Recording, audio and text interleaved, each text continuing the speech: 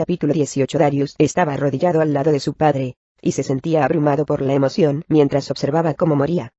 La sangre le manaba del pecho donde el colmillo del elefante arponeado, y chorreaba de su boca mientras miraba a Darius con la mirada de un hombre que está en sus últimos suspiros. Darius se sentía roto por la desesperación mientras veía a su padre morir en sus brazos. Allí yacía este gran hombre que había arriesgado su vida por él, que le había salvado la vida, el mayor guerrero de lejos que Darius había conocido jamás. Después de esperarlo durante toda su vida, finalmente habían tenido la oportunidad de conocerse, de reunirse aquí, en el campo de batalla. Y, sin embargo, del mismo modo que el destino puede ser amable, también puede ser cruel, ya que éste le había arrebatado a este hombre incluso antes de apenas haberse conocido. Darius hubiera dado cualquier cosa por tener la oportunidad de conocer a su padre, de descubrir cómo había llegado a ser un guerrero tan experto, como la vida lo había llevado hasta aquí, hasta la arena de la capital. Le hubiera encantado llegar hasta el fondo del misterio de su vida y de la ausencia de su propia vida. Pero ahora, eso nunca sería. Llevarse a su padre era la cosa más cruel que el imperio jamás le había hecho, más cruel incluso que llevarse su propia vida. Padre, dijo Darius, aguantándose las lágrimas mientras lo sujetaba entre sus brazos. No puedes dejarme. Ahora no. Darius escuchó un gran retumbo mientras esperaba una respuesta, y, por el rabillo del ojo, vio a los elefantes moviéndose en círculo por el estadio. Sus grandes pisadas lo sacudían, mientras se preparaban para volver hacia él. Darius sabía que no tenía mucho tiempo. Pero ahora aquello no le importaba. Estaba dispuesto a morir al lado de su padre. Su padre estiró el brazo y le agarró la muñeca, lo sujetaba sorprendentemente fuerte a pesar de que su fuerza vital empezaba a menguar. Estoy orgulloso de que seas mi hijo, dijo con voz áspera y debilitada. Muy orgulloso de todo lo que has hecho. Eres un guerrero mejor de lo que yo podría haber sido. Lo veo en tus ojos. Perviviré siempre en ti. ¿Lucha por mí, Darius? Lucha por mí. Sus ojos se cerraron y se desplomó en sus brazos. Muerto. No, chilló Darius, echándose hacia atrás, sintiendo que unas olas de dolor lo inundaban. Darius deseaba borrar aquello, cambiar el mundo, volver hacia atrás, y hacer que las cosas sucedieran de forma diferente. Deseaba maldecir al destino, maldecir su vida, que había sido dura y cruel desde el momento en que nació. Pero sabía que nada podía devolvérselo ahora, este hombre al que había querido, y el único hombre que quedaba que lo había querido. Darius sentía que unas gotas calientes caían por sus mejillas mientras sujetaba la cabeza de su padre. Se sentía vacío, sentía que no le quedaba nada en el mundo por lo que vivir. Podía sentir cómo temblaba el suelo mientras los elefantes terminaban de andar en círculo e iban a por él, pero ya no le importaba. Una parte de él ya estaba muerta. Mientras Darius estaba allí arrodillado, tumbando a su padre en el suelo, lentamente el dolor se transformó en otra cosa. Ira. Darius alzó la vista, frío, calculador, y, al hacerlo, apretó con fuerza la empuñadura de su espada. Pensó en lo que le habían hecho a su padre, en las últimas palabras de su padre. Sonaban en su cabeza como un mantra, como una orden. Lucha por mí. Lentamente, Darius se puso de pie. Se enfrentó a aquellas bestias, y se preparó para defenderse por última vez. Ardía, más que jamás en su vida, por venganza.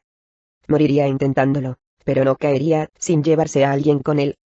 El suelo temblaba mientras se acercaban los dos elefantes, bestias impresionantes y magníficas, completamente negros, montados por soldados del imperio. Ganaron velocidad, como si esperaran pisotearlo, y, mientras tanto, Darius notaba cómo todo el dolor que tenía dentro se convertía en rabia fría y dura. Toda la ira que jamás había tenido en su vida, hacia el imperio, hacia su vida, hacia su aldea, hacia la ausencia de su padre, toda borboteaba. Era una ira más grande que el universo, una ira que no podía controlar. Una ira que le encendía todo el cuerpo. Allí estaba Darius, un chico que se había convertido en un hombre, finalmente, al que no le quedaba nada por lo que vivir. Sus amigos estaban muertos, su padre estaba muerto, todo y todos a los que había conocido o amado alguna vez estaban perdidos, y le habían sido arrebatados. Y ahora, él también estaba a punto de morir. Era un hombre al que no le quedaba nada que perder en el mundo. Pero existía una cosa que todavía tenía, y tenía en abundancia. El deseo de venganza. Venganza por su padre. Venganza por su vida. Darius se encaró a los elefantes mientras estos se le echaban encima bramando, sin sentir miedo por primera vez en su vida. Sintiéndose libre. Estaba deseando enfrentarse a ellos. Mientras estaba allí, El tiempo parecía ir más lento, y le sucedió algo que no entendió. La ira borboteó, se apoderó de, convirtiéndose en una especie de cáncer para su cuerpo. Aquello era muy poderoso, diferente a cualquier cosa que hubiera sentido jamás. Olas de energía se apoderaron de él, de la cabeza a los pies, de una forma tan intensa que apenas podía sentir su propia piel. Tenía el vello de punta, le daba la sensación de que iba a explotar. Y entonces, sucedió. Por segunda vez en su vida, Darius se sintió abrumado por un poder sobre el que no tenía control, un poder que le había aterrorizado reconocer y aceptar, hasta entonces. Era un poder que no comprendía, y un poder que le asustaba. Hasta entonces. El poder subía por su interior, y Darius tiró las armas. Por instinto, supo que ya no las necesitaba. Sabía que el poder que tenía dentro en las puntas de sus dedos, era mayor que cualquier poder, mayor que cualquier cosa forjada de acero. En su lugar, Darius levantó las manos. Mientras los elefantes se embestían hacia él, las levantaba más y más arriba, apuntando con una cara elefante que se le estaba echando encima. Tenían la intención de matarlo, Darius podía verlo. Pero Darius tenía otros planes. Al levantar las manos, Darius sintió que una ardiente bola de energía emanaba de sus manos. Y, al levantarlas, sucedió la cosa más loca. Sintió el peso de cada elefante en sus manos. Era como si los estuviera sujetando. Y mientras tenía los brazos levantados en alto, tuvo la visión más impactante de su vida. Los elefantes, que embestían contra él con furia, empezaron a levantarse del suelo. Los elefantes barritaban mientras Darius los levantaba más y más alto. Se levantaron 2 metros, después 6 metros, después 10, después 30, agitando las patas. Planeaban por los aires, impotentes, a merced del poder de Darius. La multitud se quedó en silencio ante aquella visión tras lanzar un grito ahogado, sin saber qué hacer ante aquello. Darius no les dio tiempo a reaccionar. Mientras la furia corría por sus brazos y hombros, bajó los brazos rápida y decididamente pensando, mientras lo hacía, en su padre, en todos los amigos que había perdido en el campo de batalla. Sentía que su sangre llamaba a voces desde la tumba.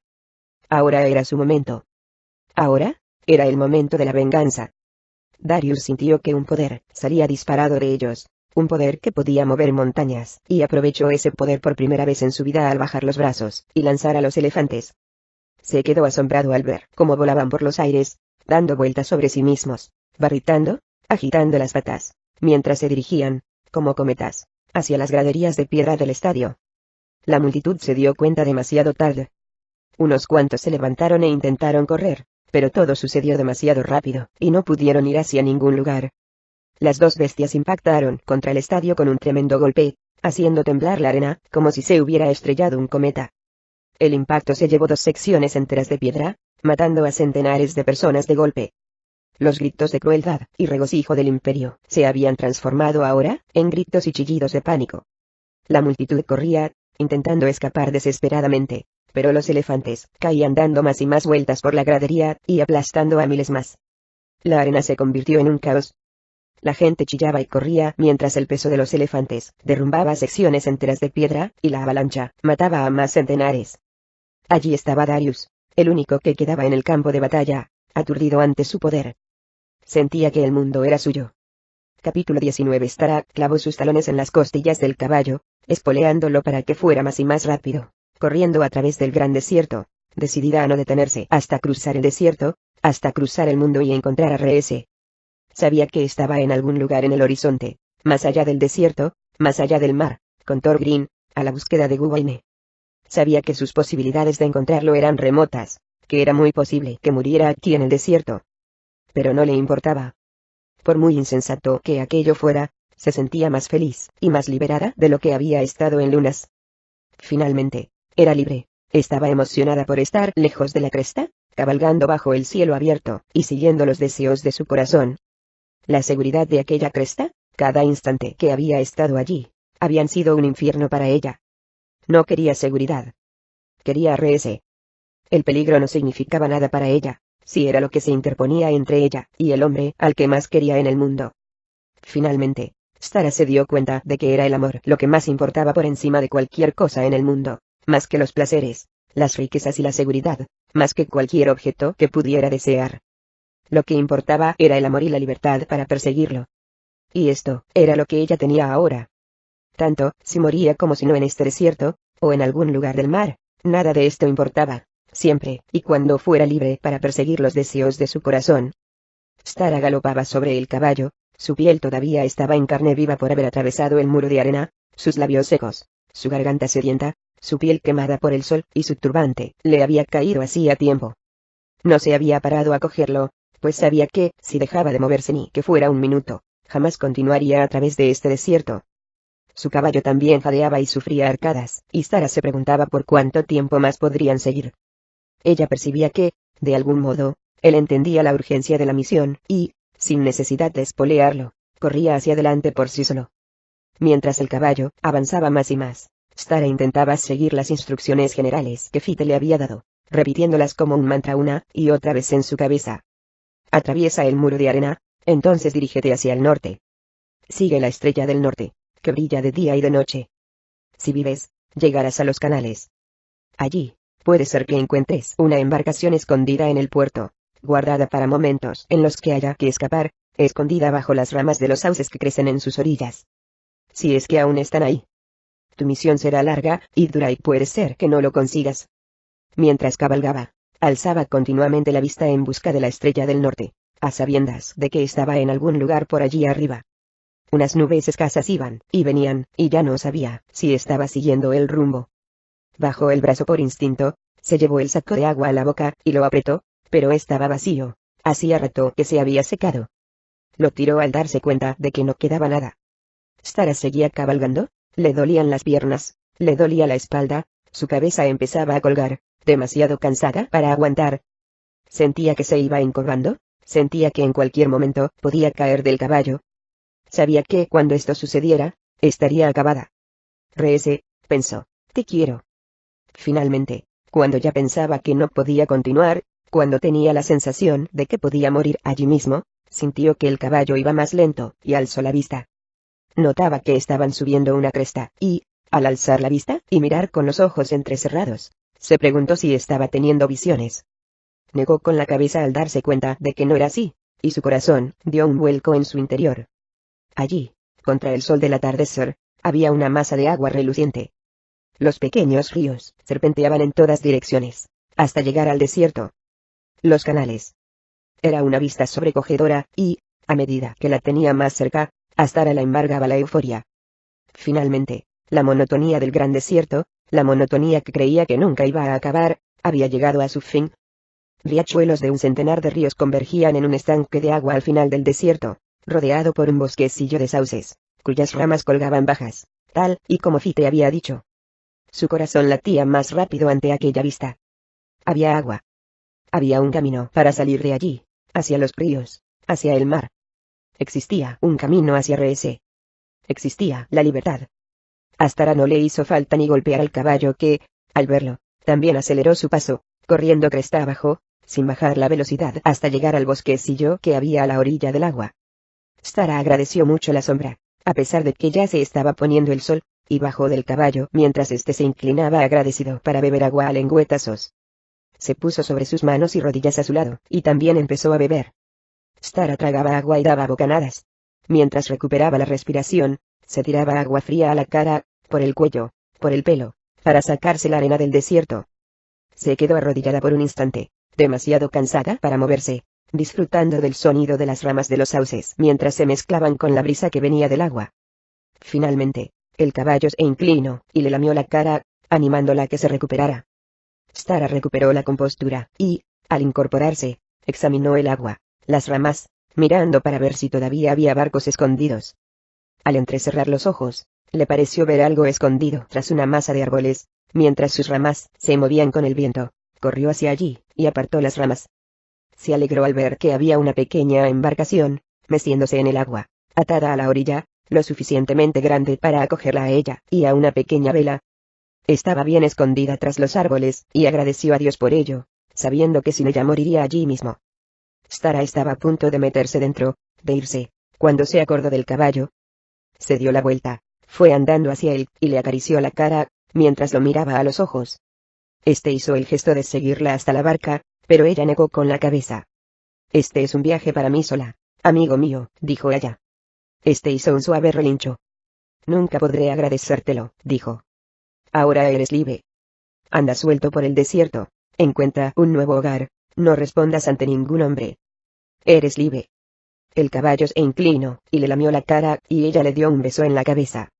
Este se dio la vuelta, y salió corriendo, sin mirar hacia atrás. Stara se giró, y se metió en la barca. Extrajo su pequeño puñal de plata, que se había llevado del anillo, y con un movimiento rápido y decidido, cortó la cuerda. La corriente arrastró el barco, y, mientras ella levantaba la vela, empezaba a moverse por el río cada vez más ancho, ganando velocidad, hacia el atardecer, hacia mar abierto, y, ella rogaba, hacia algún lugar donde estuviera Reese. Capítulo 20. Gwendolyn caminaba por los interminables parapetos del castillo. Kron estaba junto a ella, y Stephen iba a su lado, buscando por todas partes a Argon. Estaba ansiosa por encontrarlo desde el momento en que había marchado de la torre, desde que el Dof le había contado lo que sabía. Estaba buscando a Argon incluso antes de informar al rey, pues sentía prisa y desesperación. A fin de cuentas, el Dof había anunciado que el fin de la cresta estaba cerca, y que ella no podría hacer nada para detenerlo. En lo profundo de su corazón, sentía que el único que lo comprendería de verdad, y que podría tener alguna manera de pararlo, sería Argon.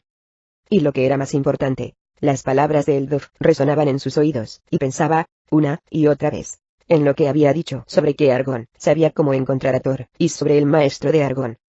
Porque Argon le había escondido aquellos secretos. ¿Qué ocultaba? ¿Quién era su maestro? Gwendolyn ardía por la determinación de enfrentarse a Argon, de no dejarlo escapar hasta saber la verdad. Tenía que saber qué estaba escondiendo. Argon, exclamó, gritando hacia el cielo. No puedes esconderte de mí. Ya había ido a su habitación, a la torre en forma de espiral, y por todo el castillo, y no estaba en ningún lugar. Se había marchado. Mi señora, dijo Stephen tras un largo silencio, mientras Gwen se apoyaba desanimada contra una muralla. Yo también he mirado por todas partes. No está en ningún lugar. Y nadie lo ha visto ni oído nada de él. Gwen se dio la vuelta, y caminó aún más rápido, andando por los caminos de piedra, mirando atentamente hacia abajo, por toda la ciudad, mientras su corazón palpitaba por la preocupación. Se había ido para siempre esta vez. Realmente podía marcharse ahora, en este momento crucial, con todas sus preguntas, sin responder. De repente, repicaron las campanas, resonando por toda la ciudad una y otra vez, lo suficientemente fuerte para ahogar cualquier otra cosa, y sobresaltaron a Gwen. Se detuvo y se giró, escuchando un grito ahogado colectivo por allá abajo, y vio que todos los miembros de la cresta se detenían y miraban fijamente hacia arriba, horrorizados, ante el incesante doblar de las campanas. Sonaban sin parar, ominosamente, y Gwen tuvo enseguida la sensación de que algo no iba bien. Mi señora, dijo Stephen, estas campanas tocan a muerto. Ella supo que era cierto desde el momento en que lo dijo, y se quedó allí inmóvil, mirando hacia abajo, observando cómo el pánico se sucedía en la capital de la cresta. «¿Pero, por quién?», preguntó desconcertada. Como respuesta, Stephen encogió los hombros, y ella observaba cómo el pánico se extendía por las calles de la cresta. Tenía la sensación de que cosas oscuras estaban por venir. «El rey», exclamó alguien desde abajo. «Nuestro rey ha muerto». A Gwen se le heló el corazón al escuchar que los lloros estallaban por las calles. Se sentía como si la hubieran apuñalado en la barriga. «El rey. Muerto. ¿Cómo podía ser?». Gwen tenía ganas de correr hacia allí, de coger a alguien, y enterarse de lo que había sucedido. Quería correr hacia el cuerpo del rey, allá donde estuviera, para verlo por sí misma. ¿Cómo era posible eso?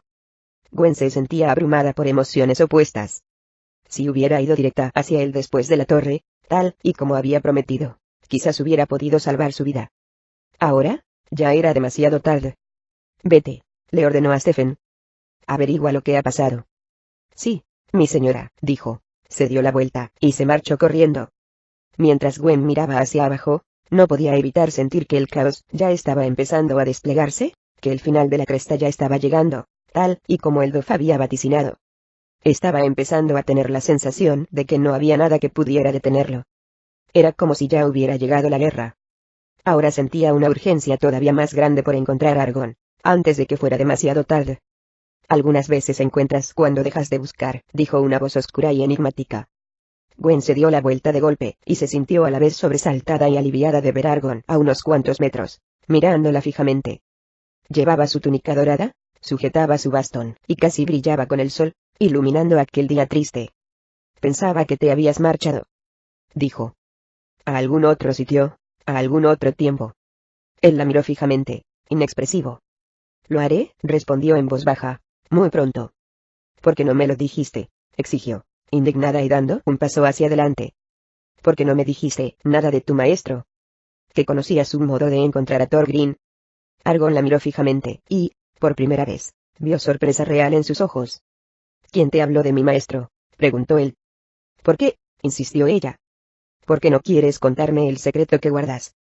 ¿Por qué me mantienes alejada de Thorgrim y de Gwaine? Argon apartó la mirada, con un gesto de dolor en su cara. Es cierto, insistió, al notar que se estaba acercando a algo. ¿Tienes un maestro? Sí, respondió él finalmente. Ella lo miró fijamente, atónita. Tan solo un sí. Esto me asusta. Mi maestro, empezó Argon, es una criatura a quien temer. Yo juré no volver a mirarlo jamás, y es un juramento que intento mantener. Pero puede llevarme hasta Thorgrim, insistió Gwen. Argon negó lentamente con la cabeza. No te acerques a él a menos que estés preparada para perder tu vida. Es impredecible, y muy peligroso. No me importa perder mi vida, defendió, dando un paso adelante. ¿No lo ves? No tengo vida, sin Thorgrim ni Gwaine. ¿Cómo puede ser que no lo hayas visto durante todo este tiempo? Argon la miró atentamente durante un buen rato y después suspiró lentamente. Sí, lo veo, respondió finalmente.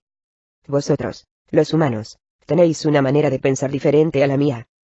Ella respiró hondo, esperanzada. Entonces, ¿me llevarás hasta él?, preguntó. Argon se giró y apartó la vista hacia el cielo. Para que puedas, comillas. Cuando la voz de Argon se fue apagando, Gwen escuchó un chillido en las alturas, y, al alzar la vista, se quedó atónita ante lo que vio. No podía creer lo que estaba viendo. Un dragón. Pensó que su mente le estaba jugando una mala pasada, pero allí estaba, un dragón, pequeño, que sorprendentemente se parecía a Ralibar, volando en círculos, batiendo las alas. Al principio, el dragón bajó en picado hacia ellos, y Gwen sintió una reacción impulsiva de miedo. Pero después, lo observó con atención y tuvo la sensación de que no estaba allí para hacerle daño. Bajaba en picado para subir después, una y otra vez, y se dio cuenta de que si quisiera podría matarla. Pero no quería hacerlo. Buscaba otra cosa. Quizás, avisarla. O mandarle un mensaje. El dragón dibujó el último círculo con su vuelo para finalmente bajar en picado, yendo a parar cerca de ellos, quizás a unos 6 metros. Gwen se quedó estupefacta al mirarlo más de cerca, allí sentado, tan orgulloso. Chillaba mientras la miraba fijamente, y batía sus alas una vez. Gwen lo miró fijamente con asombro, en estado de shock. ¿Qué significaría aquello? Adelante, dijo Argon. Tócalo. No te hará daño. Los dragones no vienen por azar. Gwen avanzó lentamente, y alargó el brazo con indecisión, y le colocó una mano en el cuello. Fue emocionante. Sintió sus antiguas escamas, muy poderosas, duras bajo sus dedos, y este chillo. Gwen se echó hacia atrás de un salto mientras este batía sus alas. Aunque no se movió del sitio, y bajó la cabeza, y ella tuvo la sensación de que quería que lo acariciara de nuevo. Dio un paso adelante, acarició sus escamas llenas de bultos, y se sintió emocionada por ver a un dragón de verdad otra vez. Por estar tan cerca de uno. Y no solo eso, mientras lo tocaba, se sorprendió al poder leer sus pensamientos. Enseguida supo que Thorgrim se lo había mandado. Ella suspiró. Thorgrim vive, dijo, llena de esperanza. Él me lo ha enviado. Sí, respondió él. Quiere que nos ayude, continuó Gwen. Quiere salvarme. Que me lleve hasta él. Gwen se dirigió a Argon. No puedo, dijo ella. No con este pueblo en peligro. No puedo abandonarlos. Le hice una promesa al rey. Entonces, ¿a dónde llevaremos este dragón?, preguntó Argon. Hasta tu maestro, respondió, dándose cuenta enseguida de que así debía ser. Tú y yo lo montaremos juntos. ¿Me llevarás hasta él? ¿Ahora?, ordenó ella. Ella miró a Argon, el cual dudaba, y Gwen supo que aquel era un momento crucial. O bien aceptaba, o bien desaparecía para siempre. Lentamente, ante su sorpresa, Argon avanzó y saltó sobre el dragón. Le tendió una mano. Ella alargó el brazo, y la tomó, y, mientras lo hacía, supo que conocer a su maestro, y escuchar sus secretos, cambiaría su vida para siempre. Capítulo 21. Alistair estaba junto a el barandal del barco, acompañada por Eric Strom y sus hombres, y observaban a todos sus nuevos compañeros con una sensación de alegría. Allí estaba Godfrey, con Dry a sus pies. Un placer para la vista, una de las caras conocidas del anillo, junto a Accord, Fulton, Merrick, Ario, Lottie Locke, y sus hombres, todos aquellos que habían rescatado de Volusia, junto a su perro, Dry. Aunque todavía no habían encontrado a Gwendolyn, ver a aquellas personas la llenaba de optimismo. Le hacía sentir que, a pesar de las agobiantes dificultades, realmente podían encontrar a Gwendolyn y conseguir su objetivo. Por primera vez, Alistair sentía que por fin estaban más cerca de encontrar a todos los demás, lo que quedara de los exiliados del anillo, y liberarlos de donde fuera que estuvieran dentro del imperio. Alistair vio lo afortunados que eran también por haber encontrado a Godfrey y a Silis. Al fin y al cabo, ella los había ayudado a salir navegando de Volusia, les había mostrado la salida, y los había llevado donde estaban ahora, de vuelta a mar abierto, navegando hacia el norte a lo largo de la costa del imperio. Mientras Alistair reflexionaba, las brisas del océano le acariciaban la cara, se dio cuenta de que su viaje había sido épico. En muchos puntos había parecido que no sobrevivirían río arriba, que nunca se desharían de la flota del imperio, que nunca llegarían a Volusia. Pero lo habían hecho. Habían conseguido rescatar a Godfrey y escapar y bloquear a la flota del imperio que les estaban dando caza. Ahora, mientras observaba la variable costa, vio cómo cambiaba. El océano se transformaba en un puerto profundo, y este puerto se dividía en muchos canales, que llevaban todos de vuelta al imperio. Sintió como su barco iba más lento, y vio que sus hombres bajaban las velas al detenerse ante un cruce de caminos. Alistair miraba recelosa y preocupada hacia el agua, entrecerrando los ojos por el sol. Cada uno de estos canales podía llevarla a cualquier lugar, pero si escogía el equivocado, nunca encontrarían a Gwendolyn. Podía ver las miradas atónitas en cada uno de sus rostros.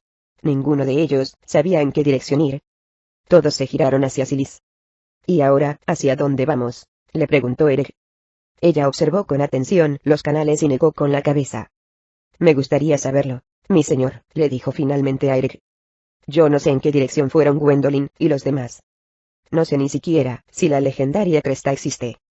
Todos estos afluentes os llevarán hasta lo profundo del gran desierto, pero cada uno de ellos en una dirección diferente. Recordad que el desierto es amplio. Si escogéis el camino equivocado, estaréis a miles de kilómetros de Gwendolyn. Eric estaba allí de pie y parecía desconcertado mientras miraba fijamente al agua. Un largo silencio se posó sobre ellos, con el único sonido de las olas del mar contra el casco y el viento atravesando. Lo siento, mi señor, añadió. Esto es todo cuanto sé. Os traje hasta aquí, y lejos de Volusia, pero a partir de este punto, la decisión es tan vuestra como mía. Eric la miró fijamente durante un buen rato, y, finalmente, se dirigió a Alistair. Alistair observaba el agua mientras reflexionaba. En su interior, sentía como la bebé se movía, y daba patadas, y su presencia la consolaba. Sentía como si le estuviera diciendo algo, instándola sobre qué camino tomar. Alistair cerró los ojos, y buscó en lo profundo de su ser, convocando sus propios poderes. Intentó visualizar a su hermano Thorgrim y a Gwendolyn en algún lugar. Por favor, Dios, rogó. Mándame la respuesta. Alistair escuchó un chillido por arriba, abrió bien los ojos, y buscó por el cielo. Allá arriba, volando tan alto que apenas la veía, metiéndose y saliendo de las nubes, divisó a Estófeles, el halcón de Thorgrim, chillando. Bajó en picado y después subió, y, mientras volaba en círculos, Alistair sintió que el pájaro estaba intentando enviarle un mensaje. «Alistair», preguntó Eric, rompiendo el silencio. Alistair sabía que darle un consejo era una responsabilidad sagrada. El destino de aquel barco, de todas las personas que estaban con ella, de todos los exiliados del anillo, dependía de que ella eligiera correctamente. Alistair cerró los ojos, y sintió centenares de ojos sobre ella, dio un paso adelante, y colocó ambas manos sobre el barandal, sintiendo la energía. Respiró profundamente, y se concentró. El mundo a su alrededor se volvía tranquilo. Escuchaba el agua, chocando contra el casco del barco, la ligera brisa en el aire, el chillido de Estófeles. Gwendolyn, pensó, ¿dónde estás? Mientras estaba allí, empezó a notar que de sus manos salía un calor, y lentamente abrió los ojos, miró hacia todos los afluentes, y se fijó en uno en particular. Un río serpenteante que se dirigía al oeste, entre otros 3. Estófeles, pensó. Si este es el río, si este es nuestro camino, baja en picado. Muéstramelo. De repente, para sorpresa de Alistair, Estófeles bajó en picado justo sobre el mismo río que ella estaba mirando fijamente. Allí, dijo Alistair señalando. A que nos llevará hasta Gwendolyn. Eric la miró atentamente, con el ceño fruncido. ¿Estás segura?, preguntó. Alistair asintió, sintiendo la certeza en cada parte de su cuerpo. Aquel río nos llevará a lo que queda de la cresta. Ahora nos necesitan. Más que nunca. Lo percibo. Se aproxima un peligro enorme. Se giró hacia Eric, ceniza, intentando borrar el infierno que acababa de ver. No sé si estarán vivos cuando lleguemos hasta ellos, dijo. Eric la miró horrorizado, después se giró y gritó órdenes nuevas, y sus hombres se pusieron en acción. Su barco cogió velocidad de inmediato, y toda la flota formó una fila. Alistair se dio la vuelta, y miró fijamente al río amenazante, y, mientras lo hacía, oraba. Por favor, Gwendolyn. Vive. Estamos viniendo. Godfrey estaba sentado en la popa del enorme barco de Eric apoyado en el barandal, con las piernas colgando por el borde mientras navegaban. Ray estaba tumbado a su lado, su segundo zurrón de vino en la mano, y él se sentía, por fin, bien. A su lado estaban Accord y Fulton, que ya iban por su cuarto zurrón, Merek por el primero y Ario, que solo miraba fijamente al agua. Finalmente, todos ellos estaban relajados, todos ellos, después del caos, del torbellino, tenían la oportunidad de respirar. Godfrey reflexionaba mientras observaba las aguas, e intentaba asimilarlo todo. No podía creer que habían escapado de los horrores de Volusia, una ciudad en la que estaba seguro de que iba a morir. Tampoco podía creer que se hubieran encontrado con Eric y Alistair, o que hubiera conseguido ayudarlos a escapar también.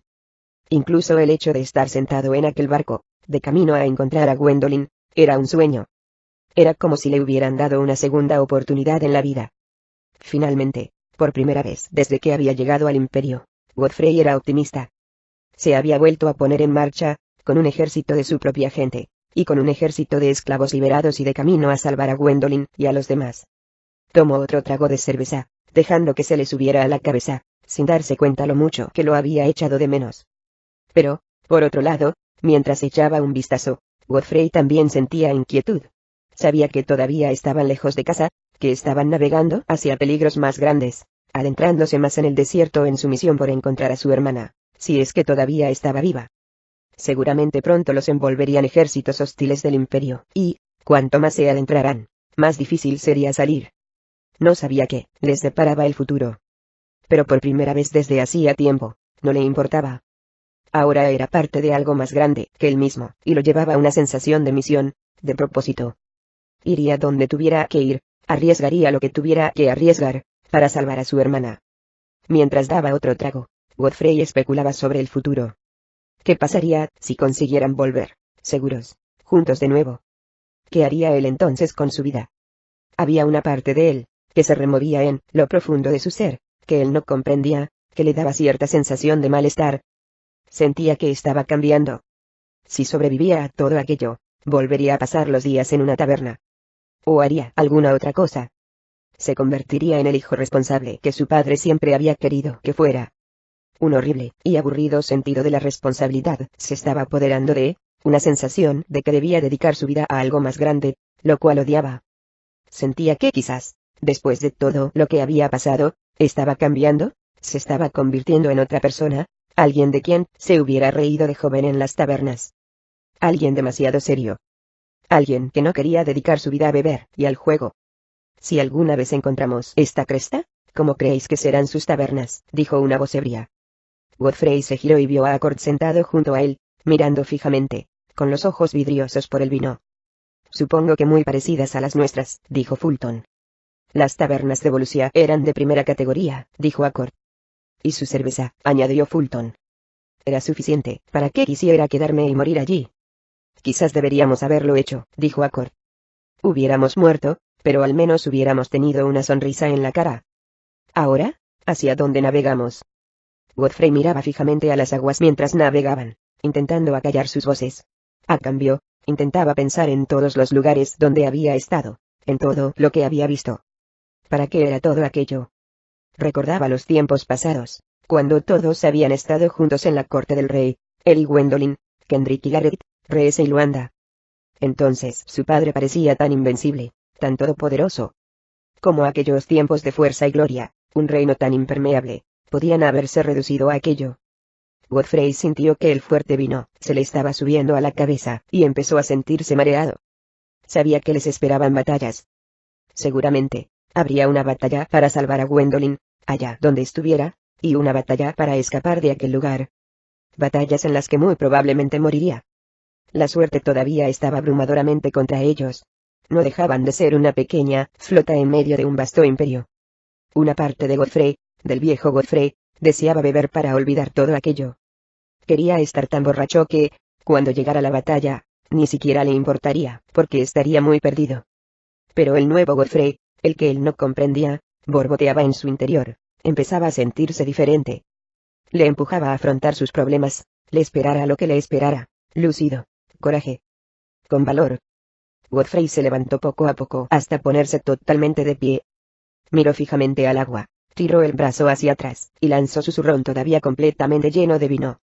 Observó cómo fue a parar al río con un certero salpicón, y flotaba. ¿Qué has hecho?, preguntó un escandalizado Accord, como si acabara de matar a un hombre. «Estás loco», gritó Fulton. «Yo me lo hubiera bebido». Pero Godfrey se dirigió hacia él, con una sonrisa en la cara y viendo las cosas con claridad por primera vez en su vida. Les esperaban problemas, y él iba a afrontarlos. «No», respondió él. «No estoy loco. Estoy despierto. Por primera vez en mi vida, estoy despierto».